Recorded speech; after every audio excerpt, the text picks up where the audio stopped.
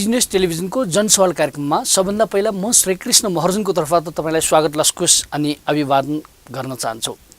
आजको यो जनसवाल कार्यक्रममा हामीले नेपालका आदिवासी जनजातिहरूमध्ये उपत्यकाका आदिवासी नेवा समुदायसँग जोडिएको सडक विस्तारसँग जोडिएको जेनेभा र आइलो 169 नेपाल सरकार र मजदुरसँग जोडिएका विविध पक्षहरूमध्ये आइलोमा मुद्दा दायर भएको प्रसङ्गमा केन्द्रित भएर कुराकानी गर्नेछौँ। वास्तवमा नेपालको यो उपत्यकामा जुन नेवा समुदायलाई विस्थापित गर्न खोजिएको भन्दै आइलोमा मुद्दा दायर भएको प्रसङ्ग र कसरी प्रक्रिया अगाडि बढिरहेको छ, यसले के कस्तो प्रभाव पार्न सक्छ, यी विषयमा केन्द्रित भएर कुराकानी गर्नका लागि आदिवासी जनजातिहरूको वकिलहरूको मानव अधिकार सम्बन्धी हेर्ने समूह लाउरनिपका सचिव र यो आइलोसँग जानकार राख्नुहुने र एकजना अधिवक्ता साथसाथै अभियन्ता पनि हुनुहुन्छ शङ्कर लिम्बू। शङ्कर लिम्बूजी नमस्कार। जुजोलप्पा नमस्ते।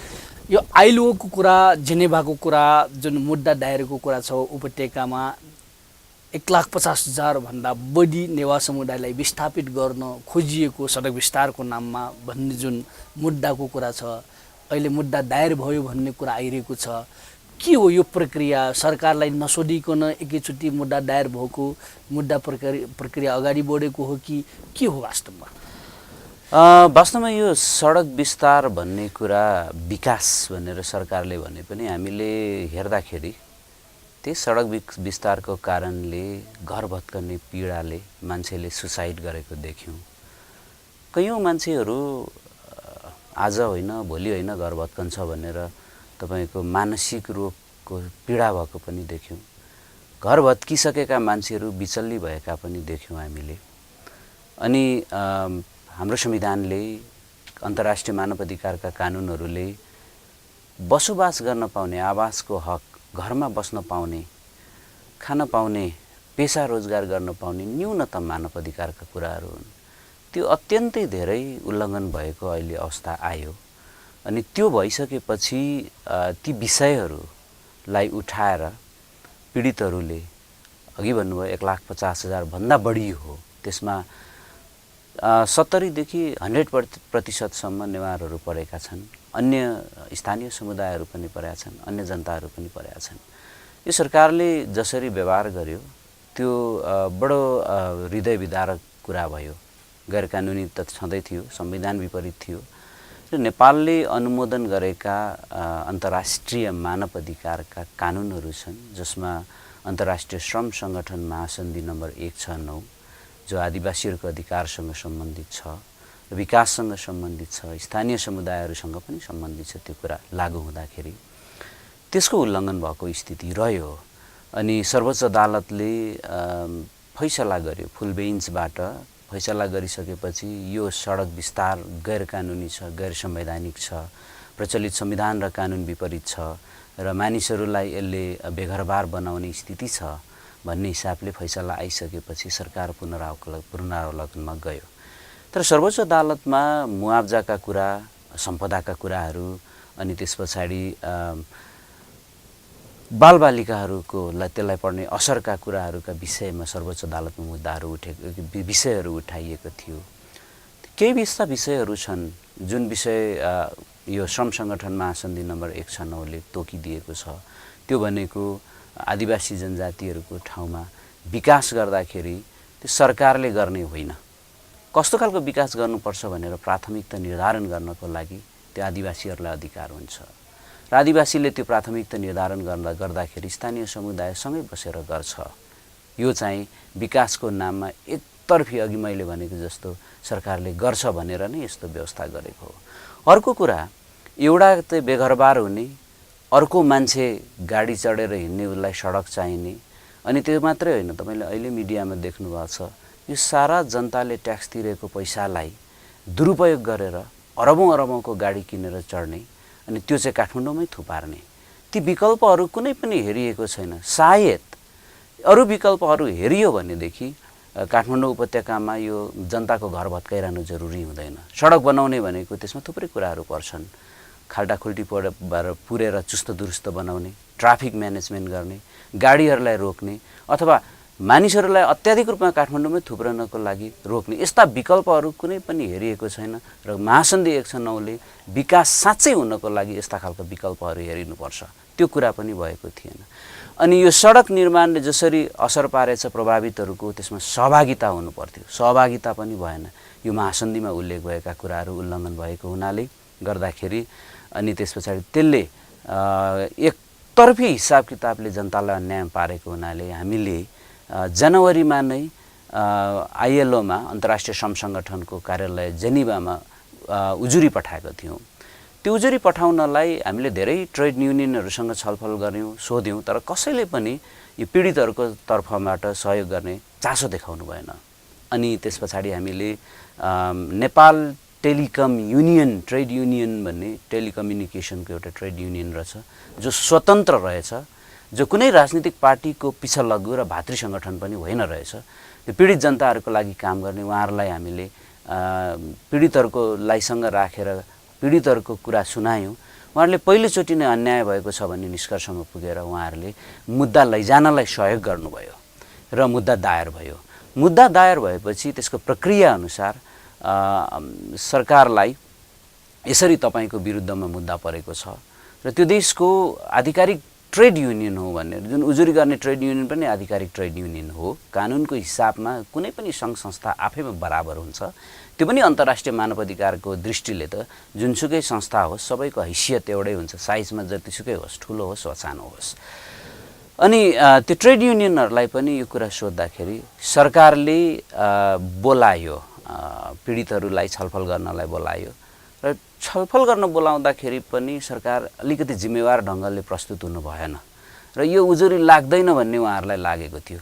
रहेछ कुरो के भनेदेखि उहाँहरूले यहाँको यो के अरे 10वटा ट्रेड युनियनहरूको एउटा समिति रहेछ JTUCC भन्ने, यसको चाहिँ joint trade union coordination centre भन्ने रहेछ। त्यो ट्रेड युनियनहरू आधिकारिक ट्रेड युनियनहरू जुन चाहिँ पार्टीका भातृ सङ्गठनहरू हुनुहुँदो रहेछ, अहिले पछिबाट बुझ्नमा आयो।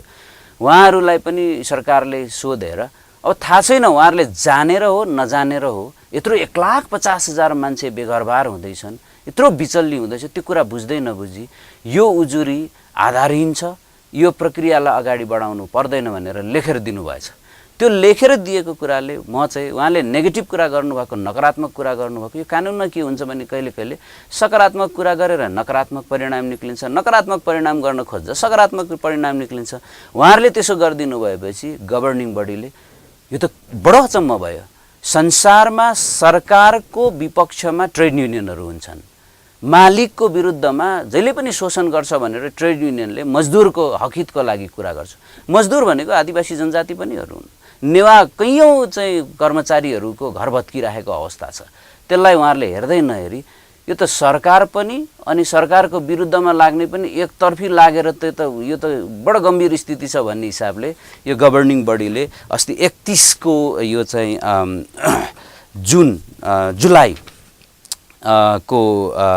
जुलाई 31 मा निर्णय गरे गभर्निङ बडीले यसलाई अब मुद्दा अगाडि बढाउने भनेर। अनि त्यो मुद्दा अगाडि बढाउने पेपर चाहिँ त्यस पछाडि हामीलाई जानकारी आएको छ र अहिले आइएलओमा अब यो मुद्दा, यो सडक विस्तारको मुद्दा महासन्धि 109 को उल्लङ्घन गरेको र एकतर्फी हिसाब किताबले यहाँको नेवा समुदाय र स्थानीय समुदायले जुन सरकारले व्यवहार गरेको छ र यो त्यसको विरुद्धमा मुद्दा अब आइएलओमा चल्न अगाडि बढ्ने भयो। यो जुन मुद्दा अगाडि बढ्ने अब चाहिँ गभर्निङ बडीले निर्णय नै गरिसकेको अवस्था हो, यसको अर्थ चाहिँ अब मुद्दा अगाडि बढ्छ। मुद्दाको प्रक्रिया अगाडि बढाउँदाखेरि अब के हुन्छ, के त्यहाँ चाहिँ नेपाल सरकारलाई स्पष्टीकरण दिने ठाउँ दिन्छ, नेपाल सरकारको प्रतिनिधित्व जानुपर्ने या विपक्षीले त्यहाँ भूमिका खेल्नुपर्ने हुन्छ कि प्रक्रिया के हो त? यसको प्रक्रिया अनुसार के हो भने अब फेरि पनि नेपाल सरकारलाई तपाईहरुको यो विषयमा भन्नु के छ भनेर सोध्छ। नेपाल सरकारलाई सोध्दाखेरि तपाईले महासन्धि नम्बर 169 अनुसार त्यसको धारा 1 मा आदिवासीको व्याख्या गरेछ। त्यो आदिवासी जसको भूमि, भूभाग, थात थलो, आफ्नै प्रकारको भाषा अनि त्यसपछि सम्पदा संस्कृति हुन्छ, त्यो मात्रै होइन, ऊ चाहिँ राज्यको मूलधारभन्दा बाहेकमा परेको हुन्छ। यो राज्य बन्नभन्दादेखि अगाडिदेखि बसोबास गरेको हुन्छ होइन। नेवा समुदाय भनेको यस्तो समुदाय हो जो चाहिँ नेपालको वर्तमान राज्य संरचना बन्नभन्दा अगाडिदेखि काठमाडौँ उपत्यकाका रैथानेवासीहरू हुन्। उनीहरूको हकमा महासन्धि नम्बर 169 लागू हुन्छ। तपाईँले महासन्धि नम्बर 169 अनुसार यो नेवा आदिवासीलाई सोध्नुभयो, उहाँहरूलाई यो सडक बनाउँदाखेरि के कसरी बनाउनुपर्छ भनेर प्राथमिकता निर्धारण गर्न दिनुभयो, अथवा चाहिँ उहाँहरूको भूमि र प्राकृतिक स्रोतमाथिको यहाँको जुन अधिकार छ त्यो अधिकार तपाईँले सम्मान गर्नुभयो भनेर प्रश्न सोध्छ। त्यो हिसाब किताबले सरकारले जवाब दिनुपर्ने हुन्छ। सायद ट्रेड युनियनहरूलाई पनि बुझ्छ होला। अब अरू ट्रेड युनियनहरूले के भन्छ थाहा छैन, तर प्रमाणको हिसाब किताबले अब चाहिँ सरकारले जवाब दिनुपर्ने हुन्छ। र त्यसको आधारमा अहिले गभर्निङ बडीले के गरेछ भने 3 जना विज्ञहरू एउटा सरकारको तर्फबाट, भनेको नेपाल सरकारबाट होइन, नेपाल सरकार त अब झगडियाइ भइसक्यो, अन्य आइएलओका सदस्य राष्ट्रहरू छन्, 206-7वटा सदस्य राष्ट्रहरूको, त्यसबाट 1 जना विज्ञ, अनि त्यस पछाडि रोजगारदाताहरूको सङ्गठनबाट, त्यो पनि संसारभरिको रोजगारदाताको सङ्गठनहरूको तर्फबाट 1 जना, अनि त्यस पछाडि ट्रेड युनियनहरूको तर्फबाट 1 जना, 3 जना विज्ञहरू बसेर यो मुद्दालाई अब हेर्छ। अनि त्यो मुद्दा अब उहाँहरूले यो महासन्धि 109 अनुसार भएको छ कि छैन भन्ने कुराको निर्णय गर्नुहुन्छ। भन्दाखेरि यदि सरकारले त्यो उल्लङ्घन गरिएको पाइयो भने सरकार विरुद्ध उसले फैसला गर्न सकिने भयो। बिल्कुल, थुप्रै मुद्दाहरू परेका छन्। फैसला भने कस्तो फैसला गर्छ? थुप्रै, यो अदालतले गर्ने फैसला जस्तै हो। थुप्रै मुद्दाहरू ट्रेड युनियनले खास गरी ल्याटिन अमेरिकी देशहरूबाट जुनले महासन्धि नम्बर 169लाई अनुमोदन गरेको छ, त्यो देशमा उल्लङ्घन भएका थुप्रै उजुरीहरू ट्रेड युनियनले ल्याएको छ। र त्यो ट्रेड युनियनहरूले यो चाहिँ एसियामा यो पहिलो हो। नेवारहरूको विषय र नेवारसँगै बस्ने स्थानीय समुदायको विषय आइएलओमा पुगेको यो पहिलो केस हो। अनि त्यस्तै ट्रेड युनियन जो यो एनटियुसी छ, नेपाल टेलिकम युनियन जुन कर्मचारीहरूको युनियन छ, त्यो युनियनले लगेको मुद्दा पनि अन्तर्राष्ट्रिय स्तरमा यो एसियाबाट पहिलो हो। एसियाबाट यो विषयमा महासन्धि 109 को विषयमा पहिलो हो। त्यसकारणले यो मुद्दाले यो विषय अन्तर्राष्ट्रियकरण भएको छ भन्ने ट्रेड युनियनले पनि आफ्नो दरो उपस्थिति जनताको पक्षमा देखाएको छ। परम्परागत हिसाब किताबमा ट्रेड युनियन भनेको मजदुरहरूको हक हितमा काम गर्ने भनेर मात्रै बुझिन्छ। एक हदसम्म त्यो ठिक पनि हो, तर यो आइएलओको विधानको धारा 24 हेऱ्यो भनेदेखि त्यसले 3वटा पक्षहरूलाई आइएलओले बनाएका अन्तर्राष्ट्रिय कानुनहरू लागू गर्ने कि गर्न सक्छ कि गर्न सक्दैन, र त्यो गरेको छ कि छैन, त्यसको लागू भएको छ कि छैन भनेर हेर्ने जिम्मेवारी दिएछ। त्यो 3वटा पक्षमा एउटा सरकार हो, एउटा रोजगारदाताको सङ्गठन हो, एउटा ट्रेड युनियन हो। र यो ट्रेड युनियनको हैसियतले यो कर्मचारी ट्रेड युनियनले, टेलिकमको कर्मचारी ट्रेड युनियनले उहाँले भूमिका निर्वाह गर्नुभएको छ। यो पनि ट्रेड युनियनको इतिहासमा नेपालको सन्दर्भमा पहिलो काम भएको छ।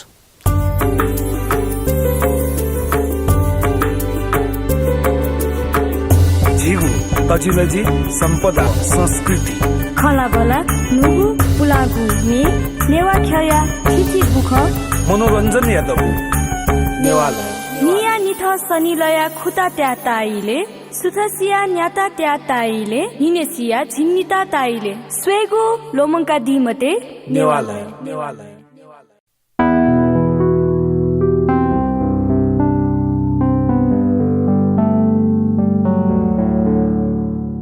अब जुन चाहिँ मुद्दा चाहिँ अरू अदालतमा जस्तै मुद्दा प्रक्रिया अगाडि बढ्छ, सरोकारवाला पक्षलाई सोध्ने के गर्नुपर्ने प्रक्रिया अगाडि बढ्छ, फैसला केसम्म गर्न सक्छ? फैसला के हुन्छ मलाई थाहा छैन। त्यो फैसलालाई चाहिँ नेपाल सरकारले मान्नै पर्छ भन्ने बाध्यकारी छ।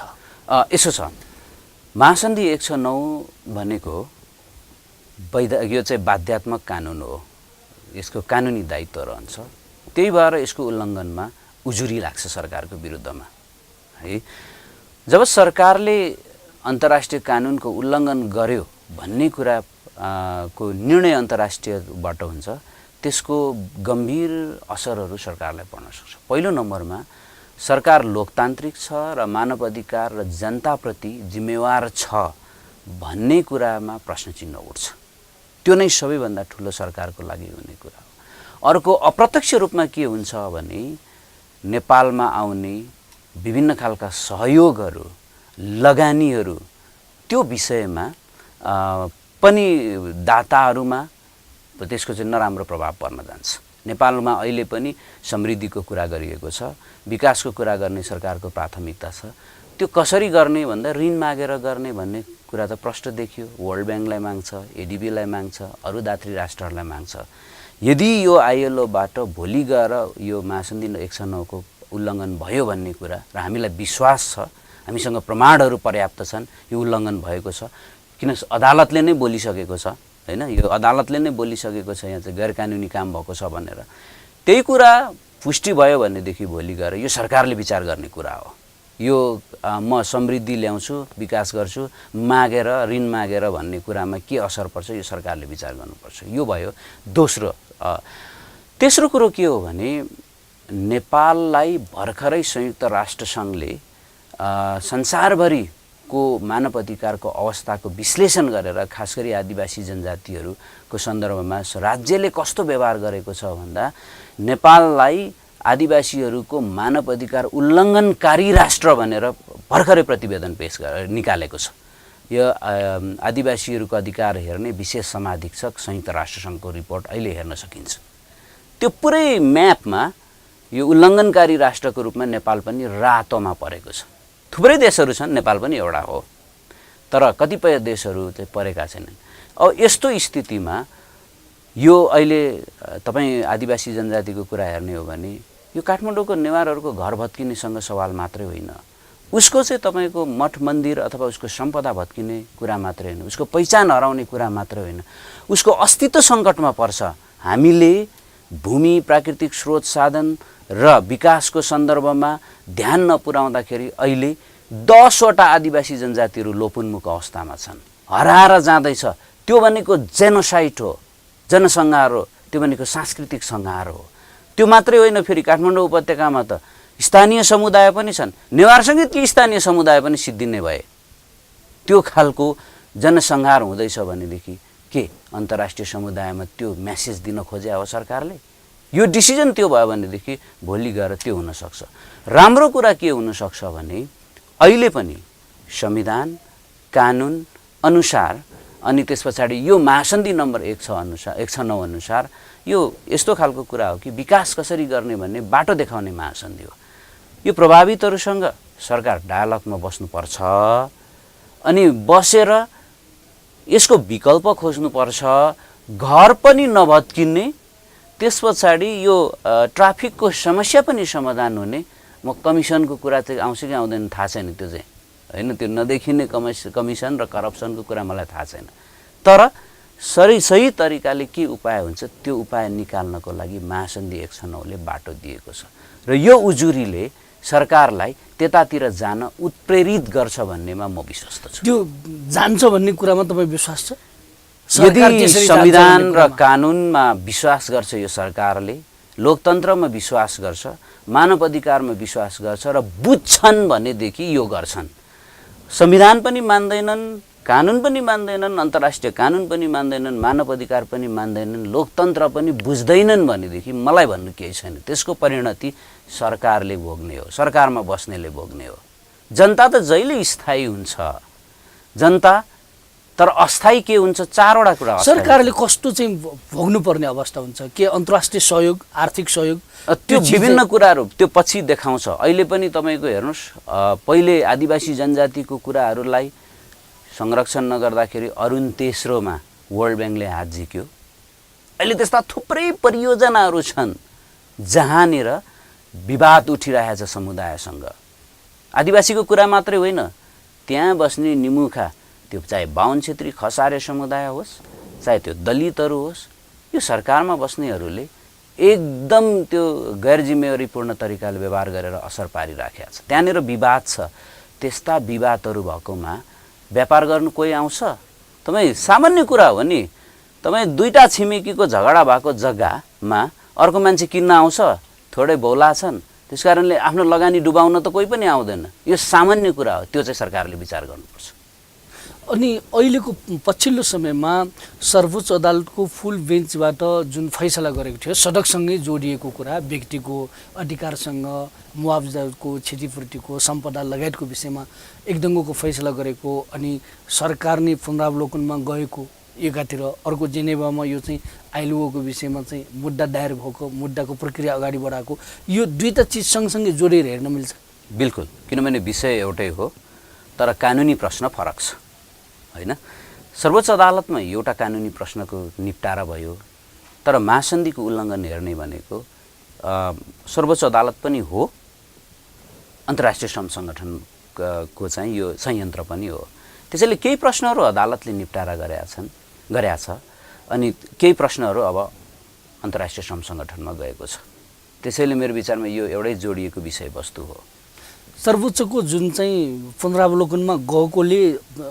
त्यसले चाहिँ अर्थ चाहिँ यो अन्तर्राष्ट्रिय जगतमा कतिको राख्छ यो चाहिँ आइएलओको सन्दर्भ बडो यो गजब छ हाम्रो संविधानले सर्वोच्च अदालतलाई अभिलेख अदालत भन्छ संविधानको अन्तिम व्याख्याकारको रूपमा हामीले मानेका छौँ अब अन्तिम व्याख्या गरिसकेको अदालतको कुरालाई फेरि चित्त नबुझेर सरकारले म बिना पैसा बिना मुआवजा यो 1,50,000 को घर भत्काउनु पाउनु पर्यो अनि यत्रो सम्पदाहरू छन् त्यो राष्ट्रकै अमूल्य निधिहरू हो त्यो अहिलेको यी सरकारमा बस्नेहरूले बनाए त होइन नि ती कुराहरू ती पुर्खाका नासोहरू जसलाई हेर्नको लागि संसारभरिबाट मान्छेहरू आउँछन् त्यस्तो खालको अचम्मका सिर्जनाहरू छन् कलात्मक कुराहरू त्यो चाहिँ दिनदिनै दिउँसै डोजर लाएर भत्काउनु पाऊँ भन्ने कुराहरू हैन अनि त्यस पछाडि मान्छेलाई यति मानसिक टेन्सनमा पारेर हैन त्यसरी चाहिँ मान्छेलाई जनतालाई असुरक्षित बनाउन पाऊँ भन्दै जनताको विरुद्धमा मुद्दा गर्दै यो सरकार हिँड्नु भनेको यो यसको मेसेज कस्तो जान्छ होला अन्तर्राष्ट्रिय समुदायमा पीडितको कुरा छोडिदिनुहोस् त्यसैले बुद्धिमानीपूर्ण कुरा गर्ने हो भनेदेखि संविधान कानुनलाई लिएर जुन अदालतले व्याख्या गरेको छ त्यसलाई मान्नुपर्छ भोलि गएर पुनरावलोकन हुन्छ हुँदैन थाहा छैन मलाई अदालतमा विचाराधीन कुरा भयो तर पहिलेको अनुभवहरू हेर्ने हो भनेदेखि र अदालतले स्थापना गरेका नजिरहरू हेर्ने हो भने हाम्रो अहिले चाहिँ न्याय प्रशासन ऐन छ त्यो न्याय प्रशासन ऐन को दफा 8 लाई हेर्ने हो भनेदेखि धेरै लिमिटेड कुराहरूमा मात्रै पुनरावलोकन हुन्छ एउटा कुनै त्यस्तो फुल बेन्च बृहत फुल बेन्चको नजिर उल्लङ्घन भएको रहेछ भने त्यस्तोमा पुनरावलोकन हुन सक्छ त्यो अवस्था पनि छैन अहिले त्यस्तो खालको यस्तो तथ्य फेला पर्यो जसले गर्दाखेरि कुनै पनि एउटा अशक्त पक्षको प्रतिनिधित्व हुन सकेन त्यसले गर्दा त्यस्तो अवस्थामा न्यायमा तलमाथि परेको रहेछ भने अदालतले त्यसमा पुनरावलोकन गर्न सक्छ अब सरकार त अशक्त त होइन होला पुलिस प्रशासन आर्मी सबै भएका दुनियाँभर त्यत्रो चाहिँ वकिलहरू लागेका अनि ती सबै तथ्यहरू जुन तथ्यहरू त्यो मुद्दामा भएका थिए ती सबै कुराहरू केलाएर हेरिएको अवस्था छ त्यसकारणले मैले कानुनको आधारमा भन्दाखेरि मैले त्यो पीडितहरूको तर्फबाट मुद्दा लडेको वकिलको हिसाबले होइन तर न्याय र सिद्धान्त र हिजो अदालतले प्रतिपादन गरेको नजिरहरूलाई हेर्ने हो भने यो पुनरावलोकन हुने बहुत कम अवस्था देख्छु म अब छोटोमा अन्तिममा एउटा बताइदिनुहोस् न यो जेनेभामा जुन चाहिँ आइएलओमा चाहिँ मुद्दा प्रक्रिया अगाडि बढेको एकातिर अर्कोतिर सर्वोच्चको फैसला अर्कोतिर फेरि यो विषयमा चाहिँ जुन ट्रेड युनियनहरूले चाहिँ जुन पार्टीका भातृ सङ्गठनको रूपमा रहेकाहरूले चाहिँ जुन सरकारकै पक्षमा वकालत गरेको आफ्नो विचार राखेको यो सबै समग्र हेर्दाखेरि अब यो सडकको मुद्दा तपाईँ नजिकबाट हेरिराख्नु भएको कारणले के होला जस्तो लाग्छ तपाईँको व्यक्तिगत दुईटा कुरा चाहिँ यहाँ उल्लेख गरौँ है म जेनेभामा आइएलओमा विभिन्न विषयमा म बैठकमा जाने गर्छु अनि म आफै आइएलओको फेलो पनि हो है म आइएलओमा बसेर यही महासन्धि 109 को विषयमा मैले अध्ययन गरेको छु त्यहाँ पटक पटक एउटा प्रश्न उठ्छ अरू देशमा कुनै पनि ट्रेड युनियनहरू कुनै पार्टी भातृ सङ्गठन हुँदैन यो नेपालमा चाहिँ के भएको भन्ने प्रश्न चिन्ह उठ्छ त्यो अहिले यो कुरा पुष्टि हुन आयो अर्को कुरा के हो भनेदेखि तपाईको अहिले यो जुन मुद्दा परेको छ अदालतले जुन फैसला गरेको छ त्यो सरकारको लागि सुध्रिने र सही तरिकाले विकास गर्ने अवसर हो त्यसलाई सरकारले हाम्रो विरुद्धमा आयो भनेर लिनु हुँदैन। यो अन्तर्राष्ट्रिय छवि नराम्रो बनाउनु हुँदैन सरकारले, किन त्यो अन्तर्राष्ट्रिय छवि नराम्रो भयो भनेदेखि नेपालकै छवि नराम्रो हुने हो। त्यो व्यक्तिको हिसाबले हेर्ने कुरा हुन्न। अहिले सरकारमा एउटा व्यक्ति होला, भोलि अर्को व्यक्ति आउँछ, तर लोकतान्त्रिक छवि हामीले अन्तर्राष्ट्रिय समुदायमा राम्रै बनाउनुपर्छ। नेपालको छवि अन्तर्राष्ट्रिय समुदायमा बहुत बिग्रेको छ, बहुत बिग्रेको छ। तपाईँ हरियो पासपोर्ट लिएर यात्रा गर्नुभयो भने तपाईँले गर्ने व्यवहार थर्ड क्लासको व्यवहार गर्छ। त्यही अवस्थामा निलो पासपोर्ट बोक्ने अनि त्यस पछाडि अरू रङको पासपोर्ट बोक्नेहरूलाई सम्मान साथ हेर्ने गरिन्छ। यो अन्तर्राष्ट्रिय यो ट्राभल गर्दाखेरि देखिन्छ इमिग्रेसनहरूमा। दिनदिनै मान्छे खाडीमा गएर 3D को काम गरेर हैन एकदम डिग्रेडेड तल्लो स्तरको घटिया स्तरको काम गरेर मान्छेहरू चाहिँ दिनदिनै लास भएर आइरहेको स्थिति छ। त्यसले पनि हाम्रो छवि बिग्रेको छ। त्यतिकै करप्सन छ यो देशमा, त्यत्रो अनि करप्सनको चाहिँ वर्षै पछि रिपोर्ट निकाल्छ अन्तर्राष्ट्रिय सङ्घ संस्थाहरूले। मानव अधिकार त्यत्तिकै हनन भइरहेको छ। यस्तो अवस्थामा सरकारले फेरि पनि एउटा समुदायको विरुद्ध सारा सरकार खनिनु, त्यसमाथि यो ट्रेड युनियन समेत खनिनु भनेको यो दुर्भाग्य हो। यो कुरा रोकिनुपर्छ। शङ्करजी, तपाईँ आइदिनु भयो, यति धेरै कुरा बताइदिनु भयो, यसको लागि धन्यवाद। फेरि भेटौँला। नमस्कार। यहाँले पनि पीडितको कुरा राख्ने मौका दिनुभयो र यहाँको टेलिभिजन सबैलाई चाहिँ म हार्दिक धन्यवाद दिन चाहन्छु। शुभाय।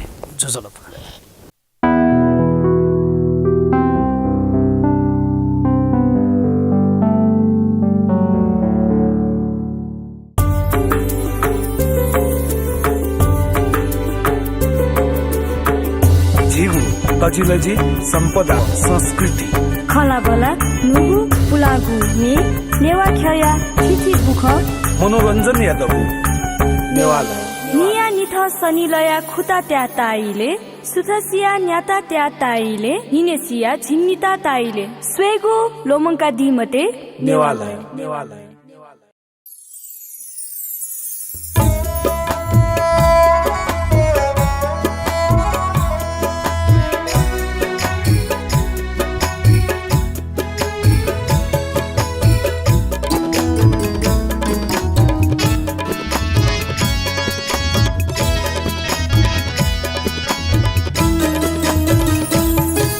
अनायासै उनीसँग ठोकियो मन, अनायासै उनीसँग ठोकियो मन। मिठो मुस्कान देखेर रोकियो मन, मिठो मुस्कान देखेर रोकियो मन। अनायासै उनीसँग ठोकियो मन।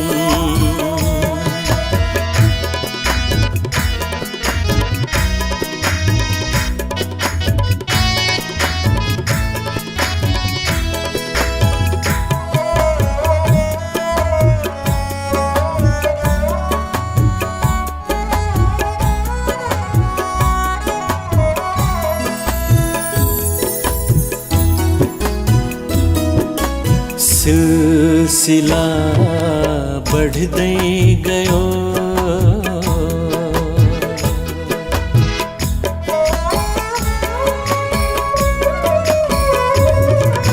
सिलसिला बढ्दै गयो,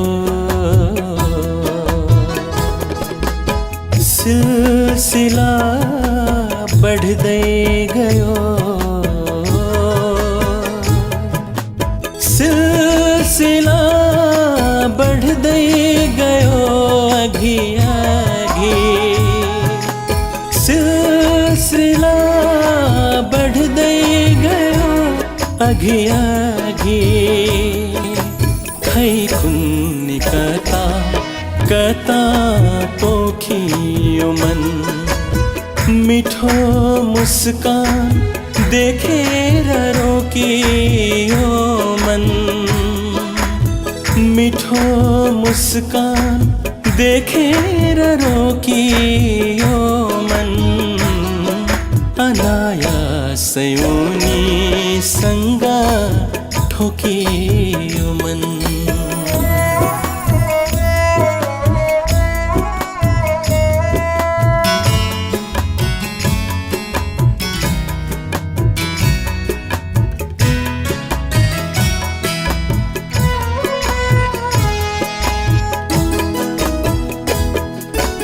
मध्यरातमा बोल्दै गयो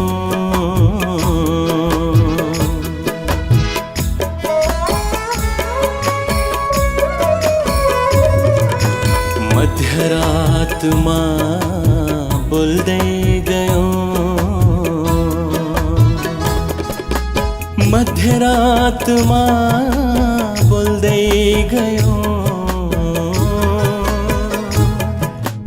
मध्यरातमा बोल्दै गयो जति जति मध्यरातमा बोल्दै गयो जति जति क्षितिज पारी कहाँ बोकियो मन। मिठो मुस्कान देखेर रोकियो मन। मिठो मुस्कान देखेर रोकियो मन। अनायासै उनीसँग ठोकियो मन। मिठो मुस्कान देखेर रोकियो मन।